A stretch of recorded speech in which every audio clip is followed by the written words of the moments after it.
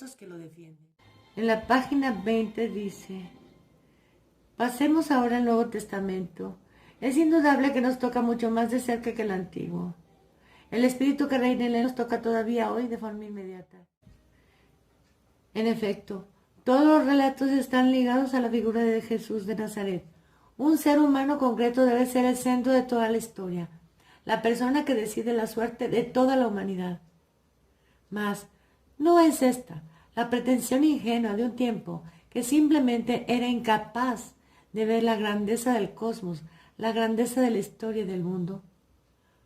No tiene más razón el pensamiento indio, que habla de una pluralidad de avatares de Dios, de descensos en cada uno de los cuales el eterno o lo eterno se mostraba de una forma nueva a los mortales.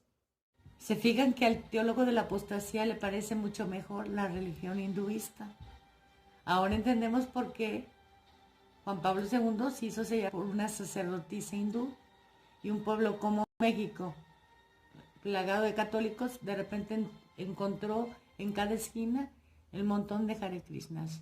Ellos fueron sus promotores, así como cuando Ratzinger invitó al santero a Asís 2011, promovió la santería.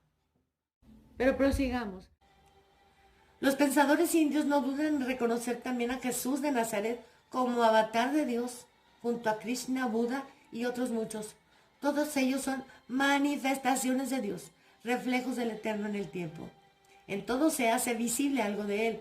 Todos son mediadores de la cercanía de Dios, pero ninguno es Dios. Están uno junto a otro como los colores del arco iris, en los cuales se descompone la luz, que es solo una.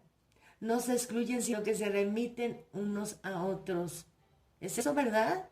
La Biblia dice todo lo contrario, señor Ratzinger. No sé dónde se encuentre usted, pero sus libros siguen haciendo daño. Ahora bien, ¿es esto posible? ¿Dios, un ser humano? ¿Un hombre totalmente hombre y al mismo tiempo verdadero Dios y por tanto que exija la fe de todos y en todos los tiempos? Él lo duda, no lo está poniendo como certeza, como duda. ¿No se manifiesta aquí una vez más una imagen del mundo que ya no compartimos? Usted y sus amigos, nosotros la seguimos creyendo, que quede bien claro, estamos rebatiéndolo.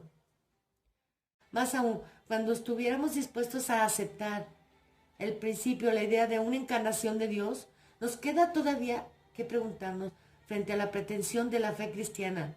Frente a la pretensión de la fe cristiana. Eso dice un gran teólogo. Perdónenme, señores, ¿de qué están hablando? ¿Por qué Dios no se ha manifestado más claramente? ¿Por qué no se ha hecho perceptible para todos? Para que todos puedan reconocer claramente, aquí está Dios. Esas son sus preguntas.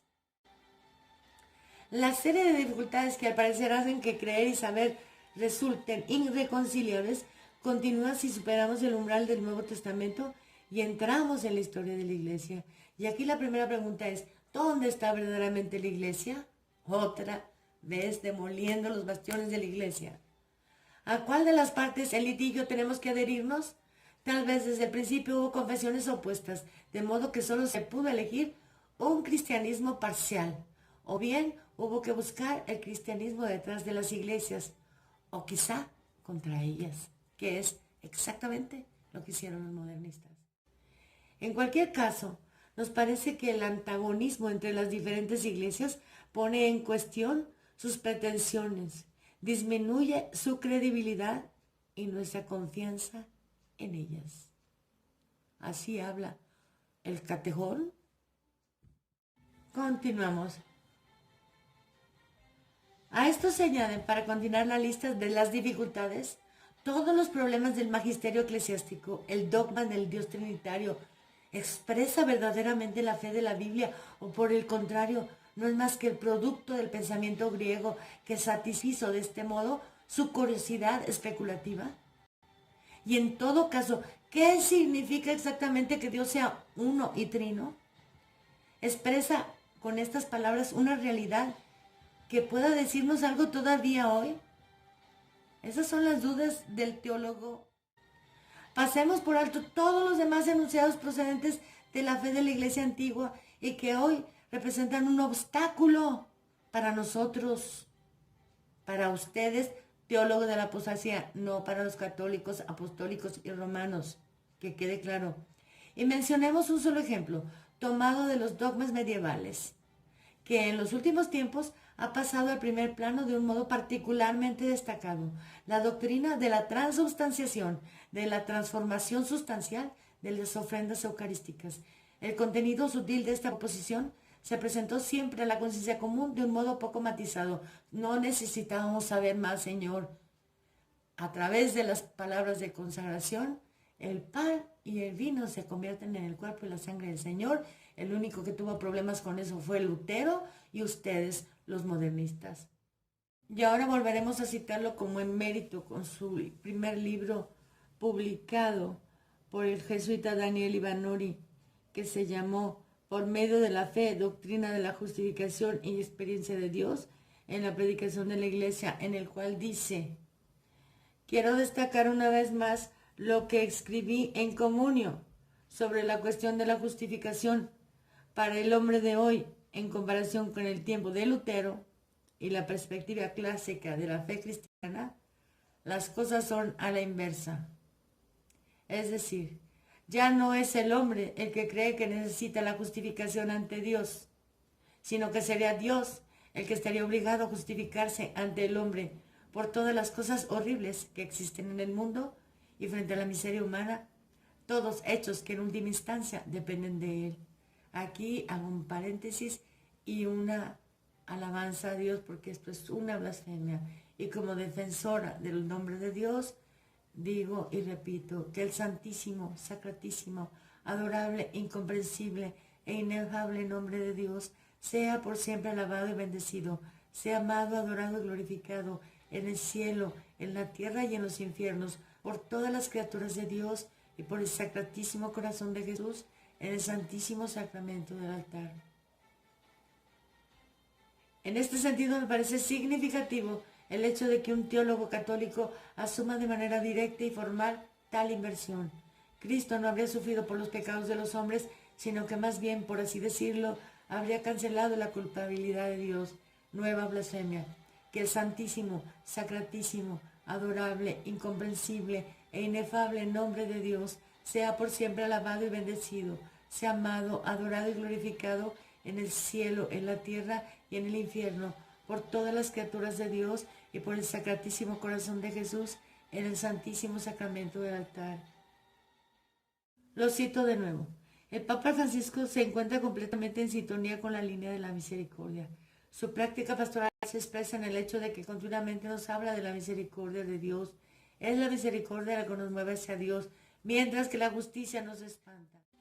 Cuando San Anselmo dice que el Cristo tenía que morir en la cruz para reparar la ofensa infinita que se había hecho a Dios y así restablecer el orden quebrantado, utiliza un lenguaje difícilmente aceptable por el hombre moderno. Hablando de esta manera, se corre el riesgo de proyectar sobre Dios la imagen de un Dios irascible, presa de la ira ante el pecado del hombre, a partir de un estado afectivo y sentimientos de violencia y de agresividad comparables con los que podemos experimentar nosotros mismos. ¿Cómo es posible hablar de la justicia de Dios sin arriesgarnos a socavar certeza así establecida entre los fieles de que el Dios de los cristianos es un Dios rico en misericordia? Aquí terminamos con las citas y nos vamos directamente a las palabras que nuestro Señor Jesucristo dirige a Santa Brígida contra estos herejes. Yo soy el creador de todas las cosas, soy Rey de gloria y el Señor de los ángeles. He construido para mí una noble fortaleza y he colocado en ella a mis elegidos. Mis enemigos han perforado sus fundamentos y han prevalecido sobre mis amigos, tanto que les han amarrado a estacas con cepos y la médula se les sale por los pies. Les apedrean los huesos y los matan de hambre y de sed. Encima, los enemigos persiguen a su Señor. Mis amigos están ahora gimiendo y suplicando ayuda. La justicia pide venganza, pero la misericordia invoca el perdón. De la que he hablado es la Santa Iglesia, que yo he construido con mi propia sangre y la de los santos. Yo mismo la cimenté con mi caridad y después coloqué en ella a mis elegidos y amigos. Su fundamento es la fe, o sea, la creencia en que yo soy un juez justo y misericordioso. Este fundamento ha sido ahora socavado porque todos creen y predican que soy misericordioso, pero casi nadie cree que yo sea un juez justo. Me consideran un juez inicuo. De hecho, un juez sería inicuo si al margen de la misericordia dejara a los inicuos sin castigo, de forma que pudieran continuar oprimiendo a los justos. Yo, sin embargo, soy un juez justo y misericordioso, y no dejaré que el más mínimo pecado quede sin castigo, ni que aun el mínimo bien quede sin recompensa. Por los huecos perforados en el muro entran en la Santa Iglesia personas que pecan sin miedo, que niegan que yo sea justo y atormentan a mis amigos como si los clavaran en estacas. A estos amigos míos no se les da gozo y consuelo. Por el contrario, son castigados e injuriados como si fueran demonios. Cuando dicen la verdad sobre mí, son silenciados y acusados de mentir. Ellos ansían con pasión oír hablar la verdad, pero no hay nadie que les escuche ni que les diga la verdad. Además, yo, Dios Creador, estoy siendo blasfemado. La gente dice, no sabemos si existe Dios, y si existe no nos importa. Arrojan al suelo mi bandera y la pisotean diciendo, ¿por qué sufrió? ¿En qué nos beneficia? Si cumple nuestros deseos estaremos satisfechos.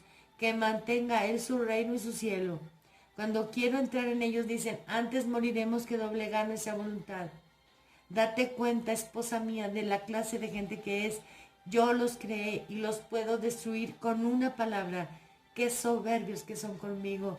Gracias a los ruegos de mi madre y de todos los santos, permanezco misericordioso y tan paciente que estoy deseando enviarles palabras de mi boca y ofrecerles mi misericordia.